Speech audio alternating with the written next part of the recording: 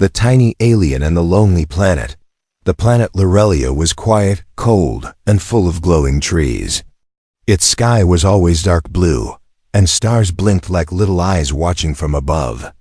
The wind was soft, and the ground was smooth and silver. The air smelled like metal and flowers. Out in a small hill near the forest, a tower stood tall and hidden. It looked like a tree, but inside, it was a home. That home belonged to a young alien girl named Nora. Nora was only 4 feet tall. Her skin was light purple. Her eyes were large and green, always looking up at the stars. She had small hands and thin legs. She looked soft and quiet, and she was. She didn't talk much. She didn't play with others. She liked to be alone. Other aliens on Lorelia were taller, louder, stronger. They flew, ran, and laughed together. But Nora was different. She was smart, but shy. Kind, but afraid. The other aliens often said, "You're too small, Nora. You'll never be part of the council. No one will remember you." So she stopped trying to fit in. She built her own tower, full of books, lights, and little machines. Every night, she climbed to the top and watched the sky through a big round telescope. She loved stars. She loved learning about other planets, especially Earth. "Maybe," she whispered one night, "someone out there is looking for me too." She didn't know that someone was already on the way. That same night, far above Lorelia's sky, a small human spaceship was in trouble. Inside, Jack, a brave astronaut from Earth, was trying to fix his ship. He had a short beard, tired eyes, and a heavy heart. He was sent alone to explore deep space. But now, everything was going wrong. Alarms beeped. The control screen turned red. A fire started in one corner. Jack shouted, "No, not now." The ship shook. Sparks flew. The engine died. Outside, the stars spun fast. Lorelia came closer and closer. Jack held tight as the ship crashed through the clouds and slammed into the silver ground. Dust flew everywhere. The ship was broken. Jack was alive, but lost. From her tower, Nora saw a bright light fall from the sky. She stood up fast, knocking over her tea. "What was that?" she whispered. She looked through her telescope. Smoke, fire, a strange object in the west forest. A star? No, it was something else. Her heart beat faster. Was it a threat or a visitor? She grabbed her scanner, her cloak, and ran toward the forest. The crash site was still hot. Trees were burning slowly. The ship was half buried in the ground. Jack crawled out, coughing. His arm was bleeding, his helmet cracked. He looked around. "Where am I?" Nora watched him from behind. A glowing bush. She had never seen a real human before. Only in pictures. "He's not very tall," she whispered. "He looks sad." Jack sat down and held his head. He had no idea someone was watching. For 2 days, Nora stayed hidden. She brought small food items, local fruits, water drops, soft leaves to heal wounds. She left them near his ship when he slept. Jack thought he was going crazy. "Is someone there?" he asked the trees. "Am I imagining things?" He followed the footprints but found no one. On the 3rd day, he waited quietly, and when Nora came near, he stood up. They saw each other. Nora froze. Jack froze. "You're small," Jack said softly. Nora's smile faded. She turned and ran. He didn't mean to hurt her feelings. But she was gone. Back in her tower, Nora stared at her hands. "He said I'm small," she whispered, "just like everyone else." But in Jack's heart, something had changed. He wasn't scared. He wasn't angry. He was curious. "Someone is helping me," he said. "And she's not like anyone I've ever met." The next morning, Jack woke up early. He looked around the forest. The silver trees were still. The air was cold. The only sound was the soft hum of his broken ship. But something had changed. Beside him, Carefully placed on a rock was a small wooden bowl, full of fresh fruit, glowing softly in the morning light. Again, he picked up the bowl and smiled. She came back. He sat down slowly, took a bite, and stared into the trees. "You're out there," he whispered. "You don't have to be afraid." Far behind a thick glowing vine, Nora was watching. Her heart was racing. Her fingers shook. She had come again, even after running away. But this time, she didn't want to run. Not anymore. That afternoon, Jack walked to a nearby pond. He sat by the edge, dipping his hands in the water. And when he looked up, she was there, standing a few feet away, still. Silent. Nora. Her purple skin shimmered in the light. Her eyes were wide and shining. She was holding something, a small cloth with herbs for his wounds. Jack didn't move. He didn't smile. He didn't speak. He just nodded slowly, as if saying, "It's okay." Nora took one step forward, then another.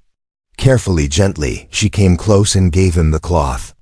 Their hands touched for a moment, warm, soft, real. She looked into his eyes and whispered for the first time, "You are not like the others." Jack blinked. "You can speak English?" She nodded. "I studied, from the old signals.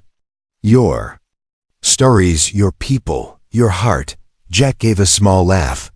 "Well, my people don't always use their hearts." Nora sat down beside him. They were quiet for a long time. Over the next few days, Nora visited more often. They shared small talks, shared food, and shared silence. Jack told her about Earth, loud cities, bright lights, oceans, music, war, and peace. Nora listened closely. She told him about Lorelia, the silence, the stars, the rules, and how small she always felt. "I try to help," she said. "But no one sees me." Jack looked at her. "I see you." She looked away, her face turning pink. One evening, a soft rain began to fall. Jack sat under a large leaf with Nora beside him. Drops of water made music on the leaves. He turned to her. "Why are you helping me? You don't even know me." Nora looked up at the sky. "Because I know what it feels like to be alone." Jack didn't reply. He just stared at the tiny alien sitting beside him, the one who was supposed to be too small and too weak. But now, she felt stronger than anyone he had ever met. Far away, behind the mountains, something else was watching. A flying drone with red eyes. It recorded everything. It flew silently through the clouds and sent a message back to a hidden control base. Message received. Target contacted. Back at the pond, Jack stood up. "My ship is still broken," he said. "I need parts." "I can help," Nora replied. "There's a lab near the crystal caves," Jack smiled. "You're really something, you know that?" She didn't understand the words exactly, but she understood the feeling. As they walked side by side toward the caves, Nora whispered to herself, "Maybe I'm not too small after all." But she didn't know that soon everything was going to change. The moon over Lorelia was blood orange that night. Clouds moved slowly, like shadows watching from above. Deep in the crystal caves, Nora was helping Jack pull a heavy energy cell from a broken lab door. Sparks flew, lights flickered. The air smelled like dust and old power. Jack wiped his forehead. "How did you even find this place?" Nora smiled softly. "I come here when I want to disappear." Jack looked around. "Feels like this whole planet wants to disappear." They both laughed. It was quiet, but not safe. Far away, in a tall tower made of dark stone, the Lorelian High Council sat in a circle. Their long robes shimmered. Their voices were deep and slow, like wind over metal. In front of them hovered a red hologram, a recording from the spy drone. The image was clear. Nora, standing beside the human. The room grew cold. Counselor Vare, the eldest, slammed his staff on the ground. "She has broken the code. She has brought danger to us all." Another voice hissed, "The humans are greedy." They do not come in peace. This one is only the beginning. Find the girl, the leader said. Bring her to the hall, now. Back in the cave, Nora was patching a panel with silver paste. Jack sat beside her, looking at an old Laurelian star map on the wall. He pointed. Is that Earth? Nora nodded. A long way from here, Jack smiled. And yet, somehow, here we are. Nora didn't speak, but her eyes said everything. Later. That evening, as they walked back to Nora's tower, something felt strange. The wind had stopped. The trees were silent. Jack noticed it first. It's too quiet. Then they saw it, a mark on the door of Nora's tower. A black circle with a red line through it. Her face turned pale. The council knows. Jack grabbed her arm. What does that mean? It means, she said. Slowly, they're coming for me. Inside the tower, Nora hurried to pack small tools, crystals, and a data orb. Jack followed her. You saved my life. Let me help you now. She stopped and looked at him. They will not listen to me. I'm small. I'm nothing to them. Jack took a deep breath. Then maybe they'll listen to me. That night, they stayed hidden inside the tall glowing trees. Jack built a small fire.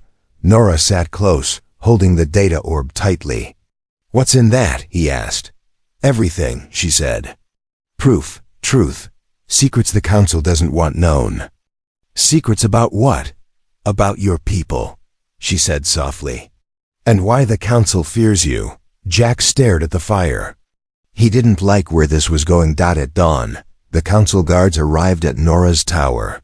But it was empty. They scanned the area. One guard touched a soft mark on the ground, human footprints. She's with him. The leader of the guards gave a sharp order. Bring them both. Dead or alive. Somewhere deep in the forest, Nora and Jack climbed into a broken observatory, another one of Nora's secret places. Jack leaned against the wall, tired. This planet, this council. They don't scare me. Nora looked down. They scare me. He turned to her. Why? She hesitated, then whispered. Because they told me love is weakness. Jack froze. And what do you believe? She looked up, small, unsure, but brave. I think love is the only thing that's ever made me feel strong. They didn't speak for a long time after that, but everything had changed. In the shadows, the council guards were getting closer.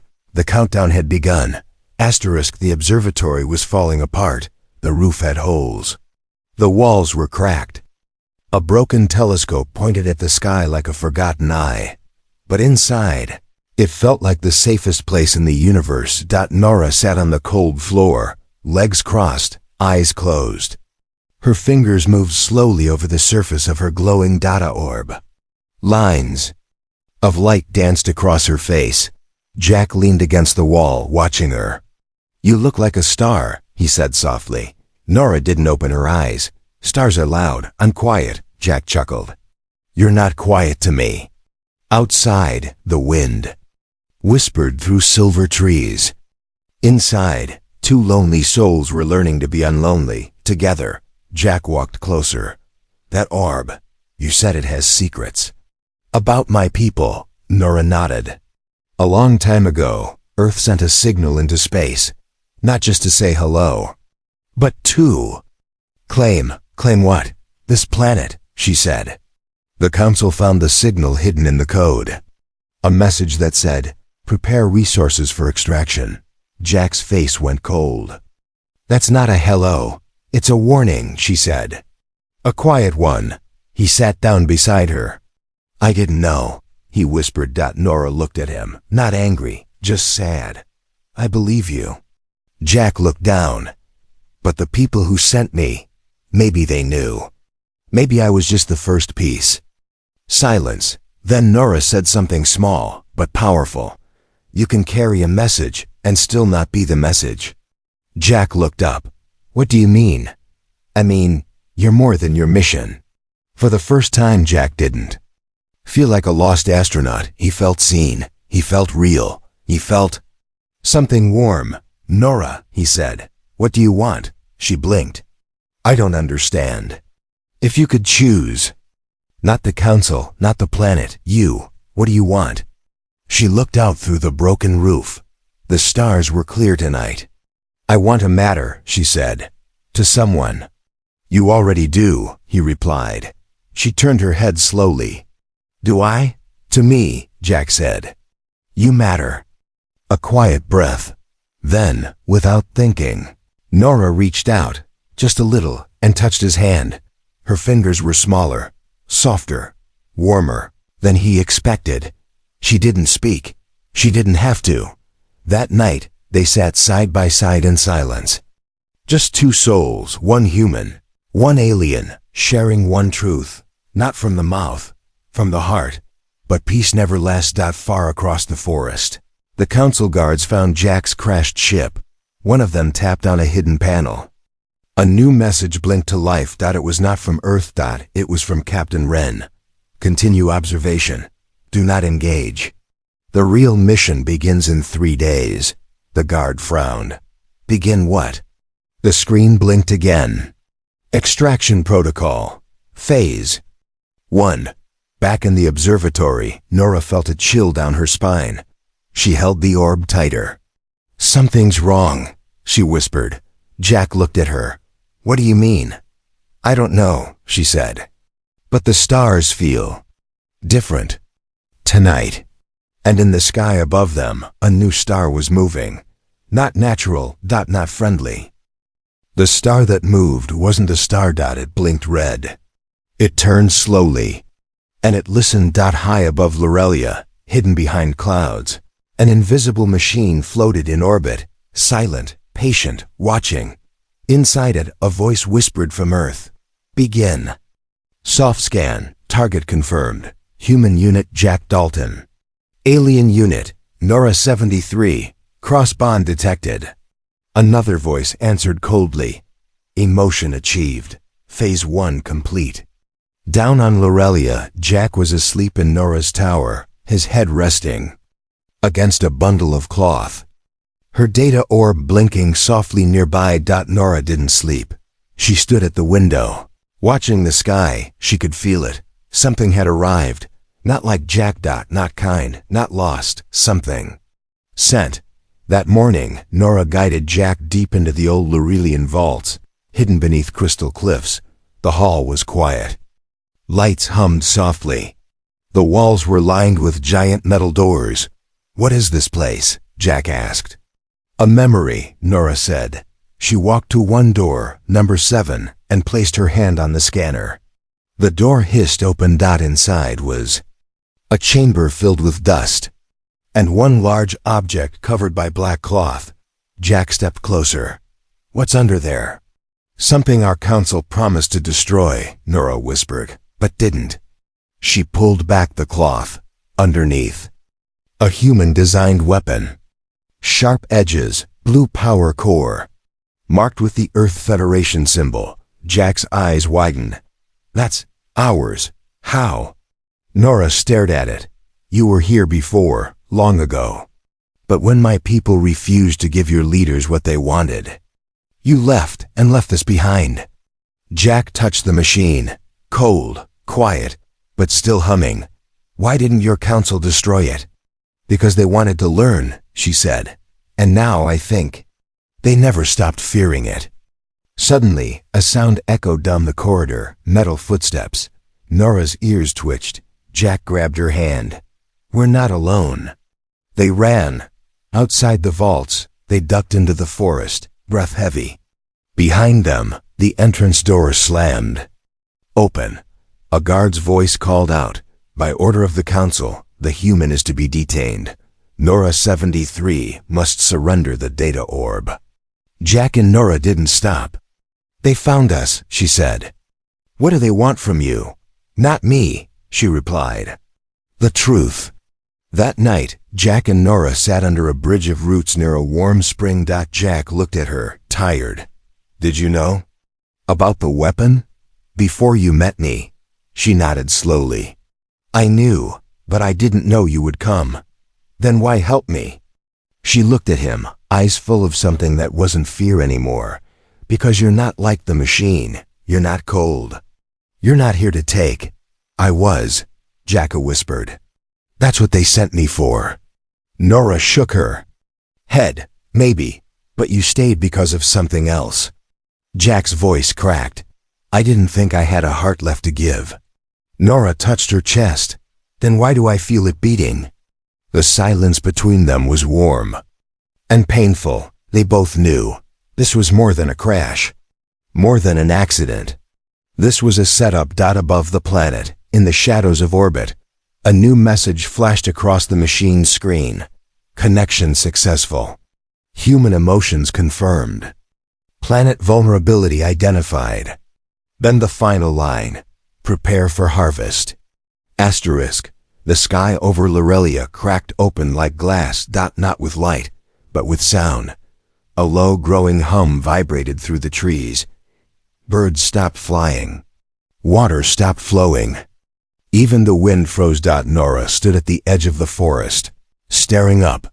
A massive ship was descending through the clouds, black, wide, shaped like a claw.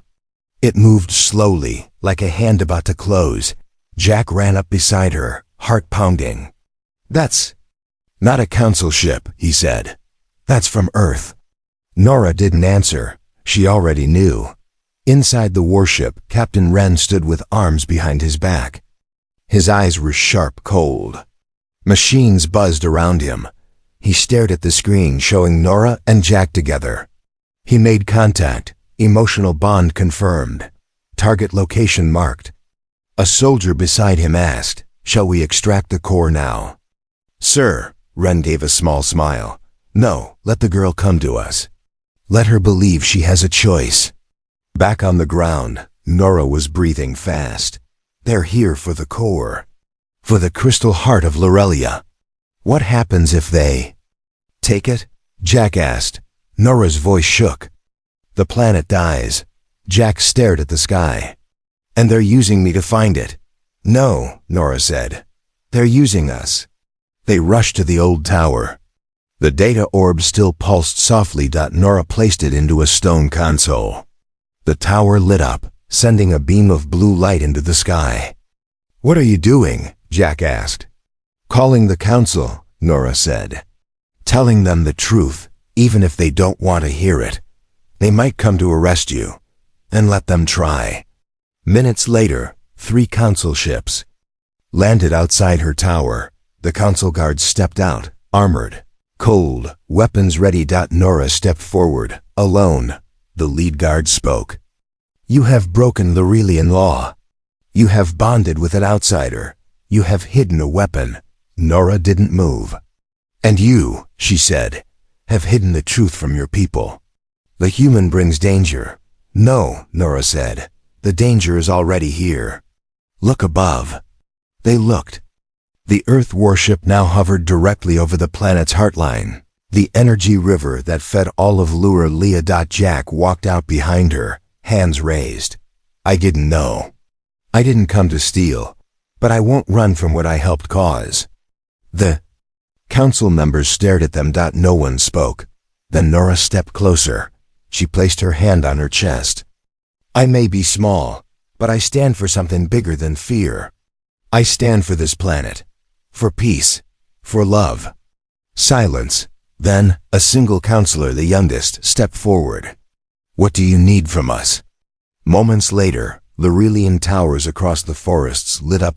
Energy flowed. Barriers rose.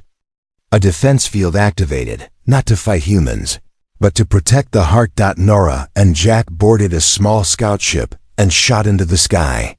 Inside the warship, Captain Wren saw the towers activate. He smiled. They think they can stop us with. He turned to his crew. Send the drone army. Burn the trees. Take the core. But just as the order left his mouth, a message blinked onto every screen. This planet is not yours to take. This love is not yours to break. It was Nora's voice, broadcasted from space. The Earthship fired a warning shot, but it was blocked by a barrier made not of metal, but of living crystal. Powered by Lorelia's heart, powered by Nora's voice. Inside their tiny ship, Jack looked at Nora. "Are you ready?" She looked back at him. "I'm not a warrior." "You don't need to be," Jack said. "You just have to be exactly who you are." And with that, they flew straight toward the warship. The sky had no color anymore. Not blue dot, not silver, only fire. Earth warship had opened its mouth, a long red beam forming at its center, aimed straight at Lorelia's heart below. Glowing trees began to crack. The ground hummed with fear. Flew two tiny figures, Jack and Nora. Their scout ship was too small to fight, too weak to win, and yet they flew anyway. Inside the ship, Jack gripped the controls tightly. "We can't stop it, Nora. Not with weapons." She held the data orb close, her voice steady. "We don't need weapons." "Then what?" She turned to him, her eyes bright, her face calm. "We have the truth." As they approached the warship, the enemy drones swarmed toward them, silver machines with red eyes and sharp wings. Jack turned the ship fast, dodging, spinning. Nora didn't flinch.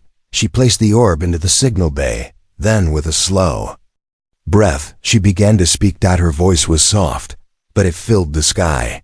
"To the people of Earth, to the voices hiding in shadows, and to those still listening, you sent a message into the stars, hoping no one would hear you. But someone did. Me." The warship paused. The beam at its center flickered. Inside, Captain Wren stepped closer to the screen. He watched her face. Small, calm, unafraid. "You said this planet was a resource. You said we were small. But look again." Behind Nora, the skies lit up. Every Lorelian tower began to pulse. Every tree glowed blue. The entire planet responded, like a heart waking up. "We are alive, we love, and we do not belong to you." Suddenly, the enemy drones stopped moving. One by one, they powered down. Wren shouted, "Override! Continue attack!" But it was too late. Nora's message had reached them. Even the machines built to obey had paused, because even code can hear truth. Jack flew closer to the warship, close enough to see Wren's face through the glass. "You lost," Jack said, overcomes. "To what?" Wren growled. "To a girl with a bigger heart than your entire fleet." Nora placed her hand on the ship's glass, then pressed the orb against it. Light exploded. A soft humming wave passed through the warship, gentle, glowing, warm. No damage. No violence. But every screen went dark. Every weapon powered down. And for the first time in history, Earth listened. The warship turned slowly. And left. No shot fired. No army dropped. Just silence, and the echo of her voice in the stars. Days later, peace was declared. Earth sent a new signal, not of war, but of apology. Nora was invited to speak to both worlds. She refused the stage, but her message was shared everywhere. Size means nothing to the heart, and love does not need permission. In her tower, Nora sat once more under the stars. Jack sat beside her, a hand on hers. "So," he said, "do you still think you're too small?" She smiled. "No, not anymore." He leaned closer. "And do you still think humans have no heart?" She smiled wider. "I think one of them stole mine." They both laughed softly. Above them, the stars blinked, quiet, listening.